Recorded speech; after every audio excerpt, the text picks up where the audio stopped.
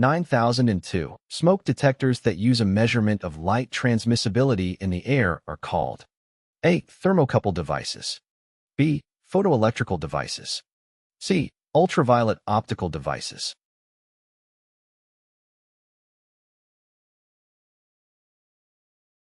The correct answer is B. Photoelectrical smoke detectors operate by emitting a beam of light and measuring its transmissibility through the air. When smoke particles enter the detector chamber, they scatter the light, causing a reduction in the amount of light reaching the receiver. This change in light transmissibility triggers the alarm. 9003. How can a contaminated carbon monoxide portable test unit be returned to service? A. Cleaning the indicating element with soap and water. B. Removing the indicating element and installing a new one. C. Removing the indicating element from the exposed area for 24 hours.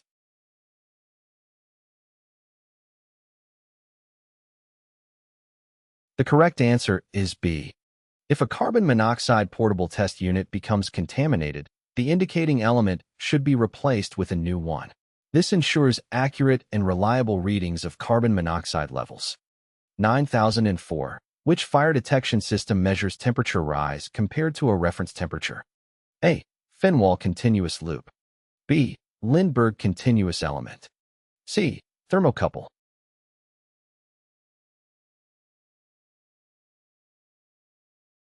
The correct answer is C. Smoke detectors used in aircraft cargo and baggage compartments often employ the photoelectric cell technology for smoke detection. These detectors operate based on the principle of measuring the amount of light that can pass through the air. In a photoelectric cell smoke detector, a light source and a photosensitive receiver are positioned within the detector unit. Under normal conditions, the light emitted by the source reaches the receiver without obstruction.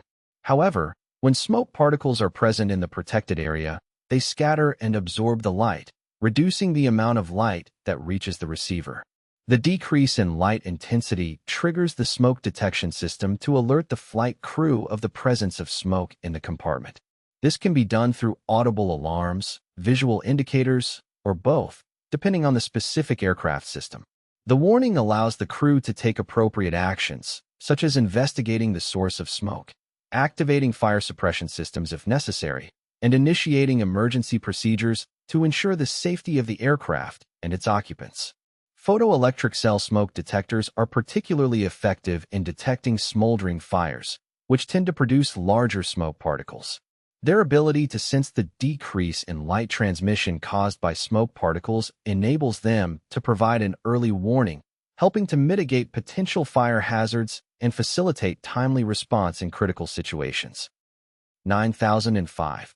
A carbon dioxide, CO2, handheld fire extinguisher may be used on an electrical fire if the A. Horn is non-metallic. B. Handle is insulated. C. Horn is non-magnetic.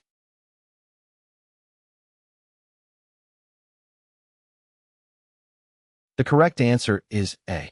Fire extinguishers containing carbon dioxide, CO2, are commonly weighed to determine their state of charge.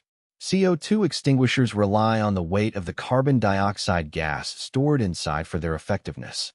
By periodically weighing the extinguisher, it can be assessed if there has been any significant loss of CO2, indicating a potential decrease in the extinguishing capability. On the other hand, containers of freon, nitrogen, and dry powder fire extinguishers typically utilize pressure gauges to measure the condition of their charge. These gauges indicate the pressure level inside the containers, which is directly related to the amount of extinguishing agent remaining. A properly charged extinguisher will show a pressure reading within the acceptable range specified by the manufacturer.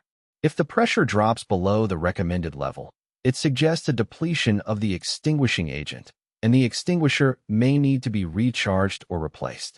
Regular inspection and maintenance of fire extinguishers are crucial to ensure their readiness and effectiveness in combating fires. Weighing CO2 extinguishers and monitoring pressure gauges on other types of extinguishers are part of the routine checks performed to verify their condition and readiness for use. 9006. The proper fire extinguishing agent to use on an aircraft break fire is A. Water. B. Carbon dioxide. C. Dry powder chemical.